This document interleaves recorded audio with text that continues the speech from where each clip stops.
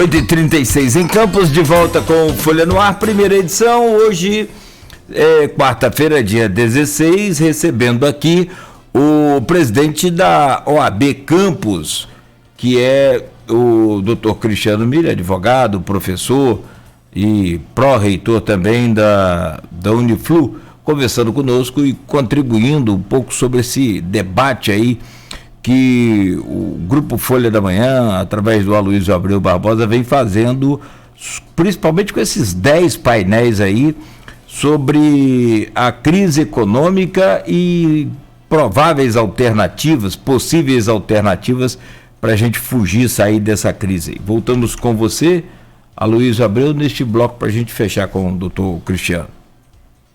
Inclusive, o João da Costa Cunha, além da pergunta, ele faz sugestão que eu ouvi sindicalistas, os sindicalistas logicamente ligados aos servidores. Eu vi a Elaine Leão do Ciprozep, o José Roberto Crispo do CIMEC, dos médicos, e o... Rapaz, me fugiu o nome dele, vou pegar aqui agora. Do CEP, o coordenador do CEP aqui na região. Vamos pegar aqui, para não ser injusto, só um segundo, por favor. Aqui. O Edson Braga. E o João da Costa Cunha me sugere aqui, eu vi também outros sindicatos, sobretudo o Sindipetro, né, que tem uma força muito grande aqui em Campos ainda, apesar da queda da produção e da arrecadação, por conseguinte, das receitas, né, é uma boa ideia, assim, te agradeço aí, João da Costa Cunha, vamos fazer assim, não para esse sábado agora, que está muito em cima, mas para os próximos.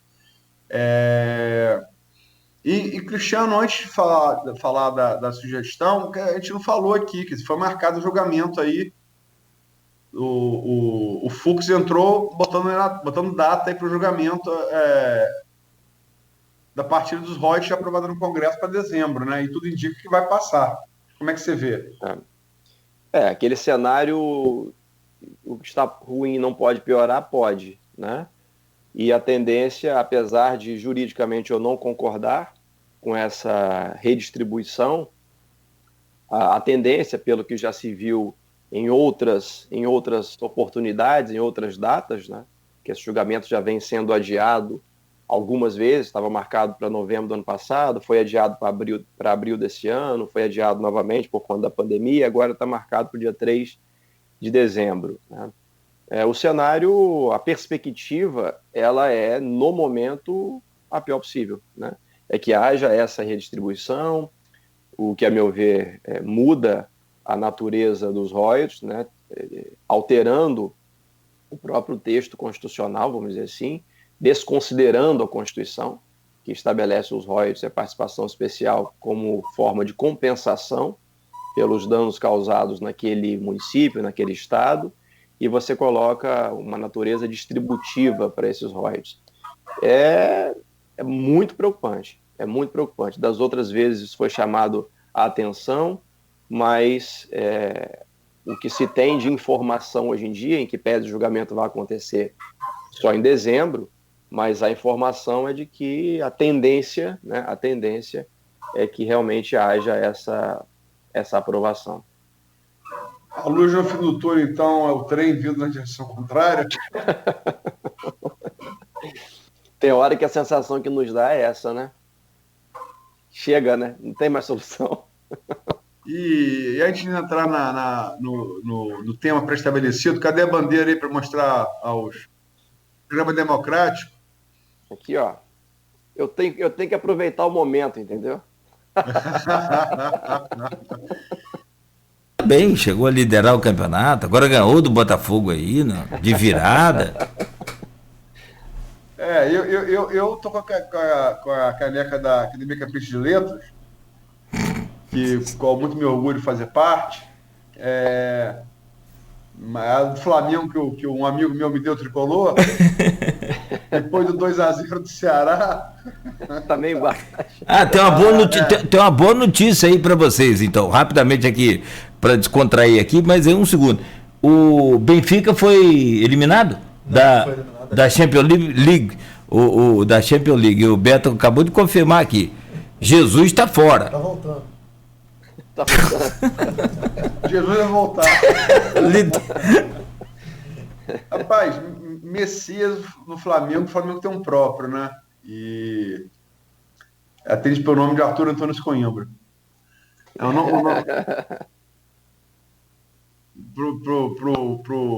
pro flamenguista, Natal é em março, né? Natal é em março. Rapaz, vocês estão falando de futebol? Minha esposa entende mais do que eu acho que nós todos juntos. Ela virou para mim e falou: Cláudio, Jesus foi embora, não foi? Eu falei: foi. E o Flamengo tá mal, não tá? Eu falei: tá. Mas o Fluminense não mandou Pedro para lá? É verdade, Pedro é o cara. Depois de Jesus, quem é o cara que tem a chave de tudo aí? Rapaz, eu acho melhor arrumar então um solo de Tarso para reforçar. Porque ia botar o nome para Paulo no exercício da função. Mas, enfim, Cristiano, eleições. Estamos aí hoje a menos de 2 meses da urna, primeiro turno, tudo indica. Primeiro, tudo indica que vai ter 2 turnos. A eleição a prefeito. Você concorda com essa projeção? Concordo. Ainda mais diante de um número tão elevado de candidatos. É claro que isso aí, por um lado, vai pulverizar muito os votos, né? Mas a tendência hoje em dia é que nós tenhamos sim um segundo turno, né? Quer dizer, são 12, a se confirmar amanhã o candidato do Rede, perdão, amanhã não, hoje, o do Rede, de João Damaso, a Maria Peçanha e a do Roberto Henriques. Desses 12 candidatos, inclusive para o prefeito Rafael, que é candidato à reeleição, que prognóstico você faz para... Assim, essa coisa de bola de cristal é impossível, né? É muito difícil. Mas, assim, projeção com... Qual o seu feeling que você sente conversando na rua, entre seus pares? O que você... Qual o seu sentimento? Qual a sua expectativa? Luiz, existem, claro, aí nomes que já são nomes mais tradicionais na política local, né? Nomes mais conhecidos. Isso, naturalmente, dá, pelo menos num primeiro momento, a esses nomes uma vantagem em relação a outros nomes que estão se apresentando pela primeira vez, né? Alguns nomes menos conhecidos da população. É aquilo que colocamos há pouco, né? Campos é um município extenso, com uma população grande. Você precisa, para ser eleito numa eleição para prefeito, você não pode se prender a um determinado nicho. Você precisa se fazer conhecer na população de maneira geral. Então, esses que já são, vamos dizer, conhecidos, né? Eles já saem na frente nesse aspecto. Mas nós tivemos exemplos recentes, né? Na última eleição para governador, sem entrar no mérito, né, daqueles que foram escolhidos, mas nós temos aqui no estado do Rio o Whitson, que era uma pessoa absolutamente desconhecida e acabou se sagrando vencedor. Nós temos lá no Distrito Federal o Ibanez, né, que saiu de menos de 1% e com um mês ele ganhou a eleição. Então, assim, é impossível, né? Na minha análise, é impossível fazer qualquer tipo de prognóstico quanto àqueles que vão prosperar, pelo menos chegar no segundo turno, porque me parece que o segundo turno aí aqui em Campos é inevitável, mas pelo menos na largada, vamos dizer assim, esses nomes mais conhecidos saem na frente, mas isso depois pode ser equilibrado, né? E esse equilíbrio vai muito também da empatia, né? Da forma como os demais candidatos vão se apresentar para a população. A gente estava conversando aqui, antes de começar o programa, e nesse último intervalo agora, que esse grande número de candidatos, ele pode favorecer ao prefeito Rafael Diniz. Você pareceu concordar com esse argumento. Por que você acha isso? Não, eu concordo no sentido de que, vamos dizer, o índice de aprovação do governo Rafael Diniz é um índice baixo, né? O que me parece que já comprometia a sua candidatura, em que pese ele tenha se apresentado. Mas quando você tem, né, do outro lado, vamos dizer assim, uma oposição tão diluída, tão pulverizada, eu penso que, pelo menos numa primeira análise, eu penso que ele ganha algum fôlego, né? Ele ganha alguma perspectiva nessa disputa. Porque se você tem, pelo menos em tese, né, 11 candidatos que são contrários ao atual governo, porque esse é o primeiro pensamento, né?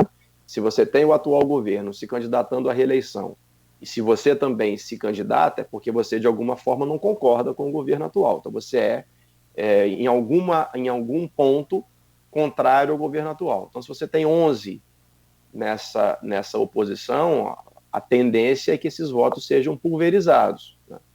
E, com isso, pelo menos, de alguma forma, ele ganha uma esperança, pelo menos, né, nessa disputa. E entre esses nomes que você se referiu como mais conhecidos, você falou, também já havia falado antes, eu concordo. Quer dizer, você pode se eleger vereador sendo bem conhecido, bem votado em um bairro.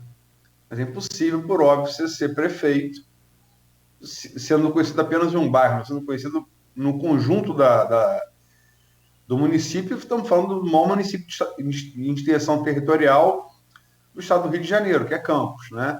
Então é bem espraiado. Fisicamente até mais difícil, sobretudo no momento de pandemia. O que talvez reforce esse favoritismo inicial de largada, como você também usa, para usar a expressão sua aí, dos nomes já mais conhecidos. Dentre esses nomes que você chamou de mais conhecidos, além do prefeito que você falou agora, quais você destacaria? Não, eu destaco aqueles que já estão ou diretamente ocupando cargos eleitos, né? Como é o caso do deputado Vladimir, né? Ou que participaram de outros pleitos em que pese não tenham vencido, como Caio Viana. Então, assim, são nomes que, de alguma maneira, já têm um histórico de participação em campanhas anteriores, o que os torna, naturalmente, mais conhecidos. Mas você tem aí outros candidatos, como o candidato apoiado pelo deputado Rodrigo Bacelar, que é o Bruno Calil. Ele é uma pessoa talvez não conhecida, né, mas tem a força de um deputado apoiando, incentivando e que vai também propiciar levar o nome dele de maneira mais fácil para a população. Nós temos esses nomes mais conhecidos. O ex-deputado Roberto Henrique também, que deve, né, ter o seu nome aprovado hoje. Então você tem assim, esses nomes que já estão, vamos dizer, a população já está mais acostumada. Não estou entrando no mérito de nenhum deles, né, mas a população já está mais acostumada com seus nomes participando de outros pleitos, o que, em termos de conhecimento, né, facilita, pelo menos nesse primeiro momento. A candidata do PT, a Odisseia Carvalho, também foi vereadora, né? Sim, foi vereadora, exatamente. Que é uma eleição, vamos dizer, à parte, né? É totalmente diferente. Como você bem colocou antes, talvez seja mais difícil, até em alguns aspectos, né, você ser eleito vereador. Mas é um outro tipo de campanha, né, é um outro público que você precisa atingir para que você se eleja vereador e do público que você necessariamente tem que atingir para que você consiga se eleger prefeito. Eu falo no sentido que ela também já parte de um residual de conhecimento. Sim, né? Com certeza. Tendo sido vereador, é claro que ela já tem, né, um eleitorado, vamos dizer assim, diferente de outros candidatos que estão vindo pela primeira vez. Desculpa, Luiz. Perdão. Não, desculpa, eu que me intrometi aqui, mas só para lembrar, o Alexandre Tadeu também foi vereador. Perdão, Alexandre. Também, perdão. E tem a televisão. Desculpa, estão tantos nomes que a gente não conseguiu guardar o nome de todos. Não, mas nessa esteira de conhecimento aí que o senhor falou, e ele também tem a imagem, né? Tem a televisão. Sim. Conta muito. Odisseia tem o CEP, né? Onde sempre foi atuante. Tadeu tem a televisão e, sobretudo, tem a Universal, né?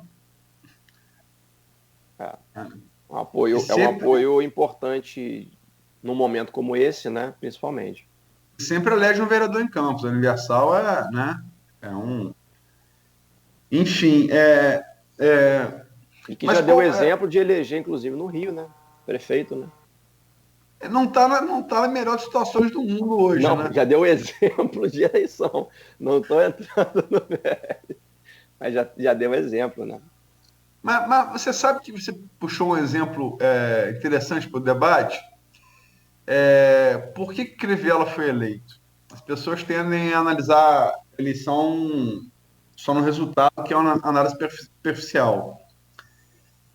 Porque Crivella era um cara mais à direita, né, mais conservador, até por motivo religioso, e disputou com o Freixo, que é esquerda pessoal, esquerda mais pura, mais radical, digamos assim. Não digo mais radical, mas mais à esquerda, né? Porque o centro se dividiu em o pré-candidato, que é deputado federal, o de Eduardo Paes, ai meu Deus, fugiu o nome dele agora. Enfim, vou pegar aqui, o de Paes.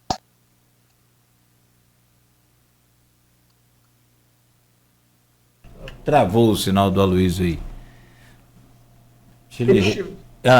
O quê? Não, travou seu sinal. Repete aí que você parou no Paes. Não, você teve 3 candidaturas de centro na eleição prefeito do Rio, que elas juntas tiveram mais votos do que o que estava mais à direita, que foi o Crivella, e que está mais à esquerda, que foi o Freixo, que acabaram indo disputando o segundo turno. Então você tem fenômenos como esse também que podem interferir na eleição, né? Elas podem mudar o resultado da eleição. Por exemplo, o Ricardo André Vasconcelos, jornalista que tem um grande respeito, servidor público, como já até citei aqui no caso do INSS, como um servidor público muito empenhado e exemplar, ele citou, grande conhecedor da política que um outro exemplo. Você tem aí, o Cláudio citou o Alexandre Tadeu, você tem também o Fabiano, que foi PM, né? Tadeu com PM na vice, e o Jonathan Paes também, e o Cláudio Rangel, que também tem um PM, o Coronel Porto, na sua vice. Quer dizer, são 4 candidatos que, de repente, disputam aí esse nicho bolsonarista que deu ao Bolsonaro uma eleição fantástica aqui em Campos para presidente. E Ricardo André, que não é esperado, mas que se Bolsonaro ou alguém do clã Bolsonaro, temos que lembrar que a base eleitoral deles é o estado do Rio de Janeiro, né? Dele, Jair Bolsonaro, tanto de Flávio quanto de Carlos Bolsonaro, a exceção é Eduardo, que foi eleito em São Paulo, deputado federal. Se algum deles colocar a mão no ombro de algum desses candidatos, desses 4 que eu citei, isso pode também mudar o resultado da eleição, né, Cristiano? Claro, com certeza. Esses 4, eles já partem de uma característica de um público, vamos assim chamar, de um público-alvo parecido, né? Eles dividem os votos entre eles mesmos, né? Mas na medida que você tem um presidente da República que tem o seu eleitorado fiel, e como você bem destacou, esse eleitorado, boa parte dele está aqui no estado do Rio, é claro que isso pode fazer total diferença, né? Você tem um público para essa proposta, né? Para essa proposta, e claro que faz toda a diferença. Só para citar o que eu tinha colocado aqui, o exemplo da eleição do prefeito do Rio, né? Você teve o Marcelo Crivella e os dois Marcelos, né? O Crivella e o Freixo no segundo turno, e o candidato que eu não estava lembrando, o deputado federal Pedro Paulo, né? E você tinha o Luiz da Costa e você tinha o PSDB, que eu vou pegar o nome aqui que eu não estou achando. Que eles 3 juntos, eles fizeram mais do que Crivella e do que Freixo, né? E o fato de eles terem dividido o eleitorado é que levou os dois, o da direita e da esquerda, ao segundo turno. Em contrapartida, você não acha também que essa divisão, por esse apoio do bolsonarismo, pode enfraquecer, em vez de fortalecer um desses 4, pode acabar enfraquecendo os 4? Não sei, eu penso que não. Eu penso que, evidente, caso ele apoie abertamente um dos 4. Não sei se na prática isso vai acontecer, né? A tendência, pelo menos pelo que tem sido anunciado, é que ele não se envolva diretamente com as eleições para prefeito, né? Não no primeiro turno. Pelo menos no primeiro turno, o que para esses candidatos, aí analisando em especial aqui em Campos, pode fazer toda a diferença, né? Porque é necessário que esses candidatos ganhem fôlego, ganhem força para que consigam ir para o segundo turno. E o apoio evidente do Bolsonaro faria para eles diferença. Deixar para apoiar eventualmente num segundo turno pode não ser suficiente, né? Cristiano, e para 8h56 no final, eleição a vereador, que já falamos aqui que é uma eleição muito difícil, talvez mais que de prefeito. Como é que você projeta? Não, eu confesso que eu não tenho ciência dos nomes. Sei que alguns atuais vereadores são candidatos à reeleição, né? O que eu espero realmente é que nós tenhamos um legislativo municipal forte, né? Extremamente combativo e fazendo o seu papel, que é extremamente importante, ninguém duvida disso, mas que em grande parte dos municípios brasileiros, e eu não estou aqui incluindo Campos nesse número, né, vamos dizer assim, é um legislativo municipal que deixa a desejar, né? Então, o que eu apenas espero do legislativo municipal de Campos é que ele cumpra com o seu papel de fiscalizador, né, de efetivamente legislar sobre os temas de interesse da coletividade e não legislar apenas sobre temas de interesse quase que privados, né? Só para exemplificar em números o que eu falei anteriormente da eleição prefeito do Rio 2016, que foram para o segundo turno, Marcelo Crivella com 27,78% dos votos e Marcelo Freixo com 18,26% dos votos ganhou o Crivella no segundo turno. Mas no primeiro turno, Pedro Paulo teve 16,12%. Índio da Costa, 8,99%. Osório do PSDB, que eu não estava lembrando o nome, 8,62%. Você soma os três, dá mais de 30%. Sim. Ou seja, racharam o centro, diluiu o voto, foi o da direita ou da esquerda, né? É o que tem acontecido nas últimas eleições, o que aconteceu também na eleição para presidente, né? Você acaba polarizando muito e você deixa uma quantidade enorme de eleitores de fora disso. Que se somados os votos daqueles respectivos candidatos, estariam provavelmente no segundo turno. Mas essas composições são muito difíceis, né? Cristiano, e para finalizar, você acha que a crise financeira, você está à frente de uma instituição que tem inúmeros serviços prestados a Campos, ao Estado e, sobretudo, ao país, que é a OAB. Em tempos difíceis, inclusive na ditadura militar, que alguns dizem hoje que não existiu. Você acha que a crise financeira deveria ser o principal ponto de debate desses 12 candidatos? Sim. Sim, porque ela acaba influenciando em todas as demais áreas, né? Você não tem como abordar nenhum outro tema sem que você parta da solução da crise financeira. Se você não encontra maneiras de ter recursos ou de enxugar despesas para que o dinheiro consiga ser destinado para as áreas necessárias, você não consegue alavancar em absolutamente nada, né, na minha análise. Então, é claro que você precisa apresentar propostas para todas as áreas, mas penso eu que tudo isso tem início nas alternativas que venham a ser apresentadas para essa crise financeira atual. Tá bom, Cristiano. 9h em ponto. Agradecer demais a presença. Você já vê aqui, acho que mais de uma vez, né? A terceira vez que você vem ao programa. Eu acho que sim, terceira vez.